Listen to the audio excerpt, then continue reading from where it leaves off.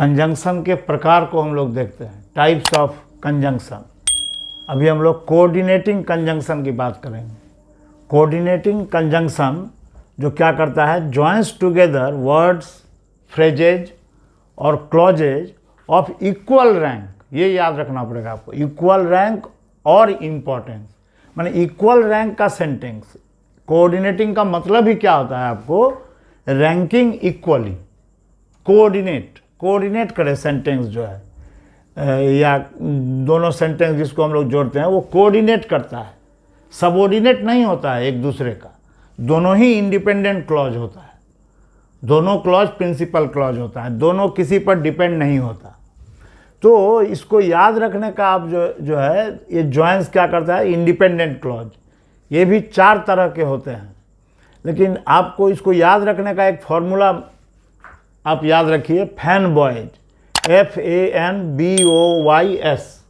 ये fan boys क्या हुआ, F माने फॉर, A मतलब हुआ एंड, N का मतलब हुआ नॉर, और B बट, और O और Y येट, और S क्या हुआ आपको, सो। इस तरह का ये फैन बॉयज से आप कोऑर्डिनेटिंग कंजंक्शन को याद रख सकते हैं, इस फॉर्मूला से, फैन बॉयज। अब देखिए ये 4 टाइप के होते हैं कोऑर्डिनेटिंग कंजंक्शन। ये कोऑर्डिनेटिंग कंजंक्शन जो प्रिंसिपल क्लॉज को मिलाते हैं, दोनों ही क्लॉज प्रिंसिपल क्लॉज होगा। और ये किस तरह के सेंटेंस बनाते हैं, कंपाउंड सेंटेंस। जैसे देखिए हम लोग इसमें पहला आपको टाइप होता है कुमुलेटिव कंजंक्शन। वन स्टेटमेंट और fact is simply added to another. कहने का मतलब है एक कोई भी जो है आपको स्टेटमेंट और फैक्ट वो जस्ट सिंपली ऐड रहता है आपको, जैसे एंड के साथ सिंपली जस्ट उसको ऐड कर दिया जाता है, जोड़ दिया जाता है। एज वेल एज के साथ, ऑल्सो के साथ, या जैसे देखिए Mohan as well as you is successful. अब देखिए यहाँ पर एज वेल एज का भी एक फॉर्मूला याद रखिएगा, परीक्षा में को पूछा था। एज वेल एज में पहले जो आपको रहेगा, जो पहला जो सब्जेक्ट रहेगा उसके अनुसार यहाँ वर्ब बैठता है, नज़दीक के अनुसार नहीं। और नाइदर और में क्या आता है, नज़दीक के अनुसार बैठता है। तो ये याद रखिएगा। जैसे नॉट ओनली बट ऑल्सो, ये होता है बोथ एंड, फिर एंड का व्यवहार। तो ये देखिए कुमुलेटिव में इस तरह से आप जोड़ सकते हैं, जैसे Mohan as well as you is successful. फिर देखिए ऑल्टरनेटिव। ये ऑल्टरनेटिव क्या होता है, ऑल्टरनेटिव माने आप समझते हैं ऑल्टरनेटिव का मतलब क्या होता है आपको, चॉइस। ऑल्टरनेटिव आपको दिया जाता है परीक्षा में। तो एक्सप्रेसेस है चॉइस, माने विकल्प, हिंदी में बोलते हैं उसको विकल्प। बिटवीन 2 स्टेटमेंट्स हो सकता है, या थिंग्स भी हो सकता है, कोई चीज़। जैसे देखिए आइदर और, ये या वो, नाइदर नॉर, ये नहीं या वो नहीं।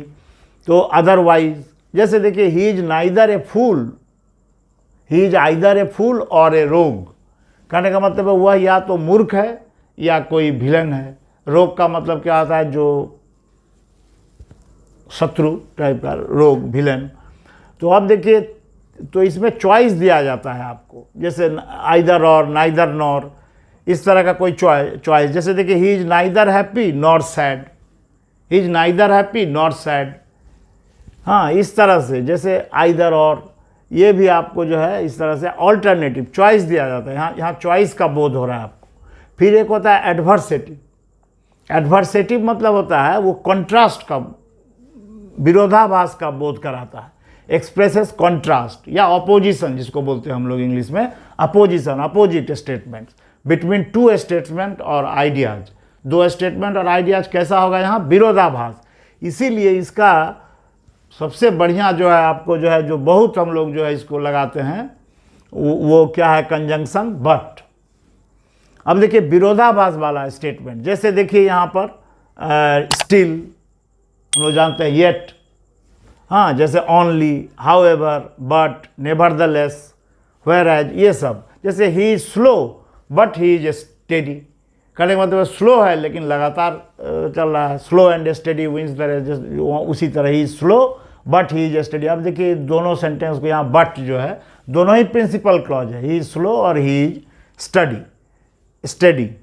तो इस तरह से जैसे देखिए यहाँ पर आपको जो है येट का व्यवहार देखिए, जैसे he is very rich still या yet he is not contented. कहने का मतलब है जो वह तो बहुत धनी है लेकिन फिर भी जो है वह ही इज़ नॉट कंटेंटेड। कंटेंटेड का मतलब कंटेंटमेंट मतलब होता है संतोष, लेकिन संतोष उसको है नहीं। तो इस तरह से आपको कंट्रास्ट दिया जाता है, दो विपरीत है, रिच और कंटेंटेड। इस तरह स्लो स्टेडी, और स्लो है स्टेडी, दो तरह का एक कंट्रास्ट जब बोध होता है या अपोजिशन विरोधाभास वाला स्टेटमेंट, उसमें हम लोग व्यवहार करते हैं but, only, yet, yet, still, ये सब। अब देखिए चौथा जो है इलेटिव कंजंक्शन। इलेटिव कंजंक्शन कारण और परिणाम बताता है। वन स्टेटमेंट और फैक्ट इज इन्फर्ड और प्रूव्ड फ्रॉम अनदर। कहने का मतलब है क्या, यहाँ पर डिनोटिंग इन्फरेंस, एक इन्फरेंस निकाला जाता है कोई चीज़ से। ये देयरफॉर, फॉर और सो और देन, ये सब आपको क्या है, इलेटिव कंजंक्शन है। इलेटिव कंजंक्शन में खूब इंपॉर्टेंट देयरफॉर और सो और फॉर। जैसे देखिए, जैसे he was idle therefore he failed. वह आइडल था, आइडल बैठा रहता है, कोई काम नहीं करता है तो आइडल है, देयरफॉर ही फेल्ड, इसीलिए वह फेल कर गया। अब देखिए जैसे इन्फरेंस, हम कैसे यहाँ से इन्फरेंस निकाल रहे हैं, जो इसका इन्फरेंस निकाल रहे हैं हम, जो वो आइडियल था इसलिए वो फेल कर गया। जैसे he will pass for he works very hard. अब देखिए यहाँ सेमी कोलन देना पड़ता है या कुछ देना पड़ता है, यहाँ ये भी याद रखिएगा आप, जो है कॉमा या इस तरह का कॉमा जो है आपको यहाँ पर देना पड़ता है। जैसे he will pass for he works very hard, वह पास करेगा क्योंकि वह जो है सो क्या करता है, आपको बहुत हार्ड लेबर किया है। तो फॉर लेकिन स्टार्ट में नहीं होता है, ये याद रखिएगा। ये कंजंक्शन कभी सामने नहीं लगता है, मैंने सेंटेंस के शुरू में नहीं आता है। फॉर क्या रहता है, आपको कभी भी सेंटेंस के शुरू में नहीं आता है, ये याद रखिएगा। अब देखिए जैसे यहाँ पर और भी हमने कुछ सेंटेंस आपको दिए हैं जिससे आप पता लगाइए कैसा कंजंक्शन है। और ये सारा जो है आपको क्या है, एक कंपाउंड सेंटेंस, सी मस्ट वीप और सी विल डाई, उसको रोना पड़ेगा या नहीं तो वो मर जाएगी। तो ये दोनों सेंटेंस देखिए जो है आपका क्या है, ये प्रिंसिपल क्लॉज है, और से आपको ज्वाइन है। तो जो और से ज्वाइन होता है उसको क्या बोलते हैं, हमको अल्टरनेटिव, चॉइस है, यहाँ अल्टरनेटिव है। तो he is very rich yet he is contented, बताया हम आपको। जैसे both Ram and Mohan went to see the fair. अब बोथ देखिए ये इस तरह का जो है, जो बोथ का मतलब क्या होता है आपको, ये क्या है, ये कुमुलेटिव है, कुमुलेटिव कंजंक्शन है। बोथ राम एंड मोहन, तो बोथ के साथ एंड का व्यवहार होता है। Both Ram and Mohan went to see the fair, वे लोग मेला देखने के लिए गए।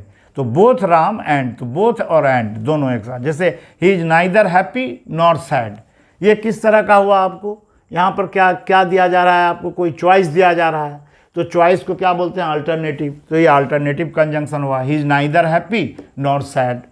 जैसे I read and he writes, ये क्या हो गया आपको जो है कुमुलेटिव, क्या कि एंड के साथ हम दो सेंटेंस को देखिए, आई रीड मैं लिखता हूँ और वह जो है मैं पढ़ता हूँ और वह जो है लिखता है।